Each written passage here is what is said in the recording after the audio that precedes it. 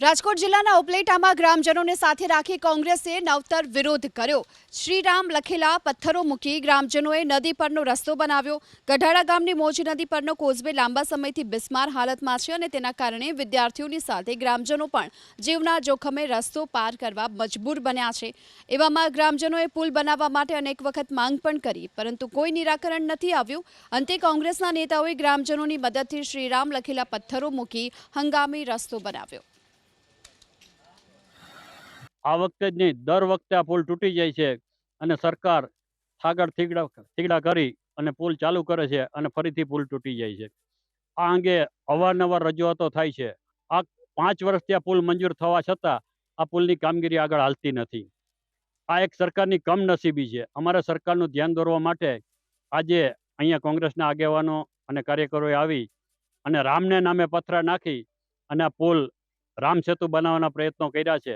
વારંવાર રજૂઆત કરવા છતાં પણ સરકારના કોઈ ડિપાર્ટમેન્ટ દ્વારા અથવા સંબંધિત ડિપાર્ટમેન્ટ દ્વારા આજ સુધી આનું કામ હાથ ધરવામાં નથી આવ્યું, જેને કારણે લોકોને પારાવાર મુશ્કેલી પડે છે।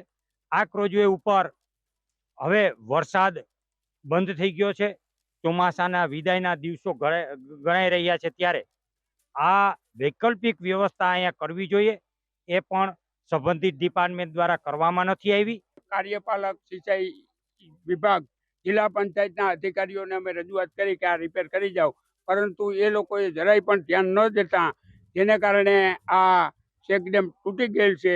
જેથી અમારી એવી માગણી છે કે જો આ તાત્કાલિક રિપેર કરવામાં નહીં આવે અને નવેસરથી નહીં કરવામાં આવે તો કાર્યપાલક ઇજનેરનું તેમજ રાજ્યના સિંચાઈ મંત્રીશ્રીનું અમે અહીં પુતળા દહનનું કાર્યક્રમ કરશું। અહીંયા અમારે કોઝવે તૂટી ગયો છે, તેથી પાણી ચેકડેમ હતું નાનું એવું, બરોબર, એ પાણી બધું નીકળી ગયું છે અને ચેકડેમ તૂટી જવાથી અમારે પાણીની પણ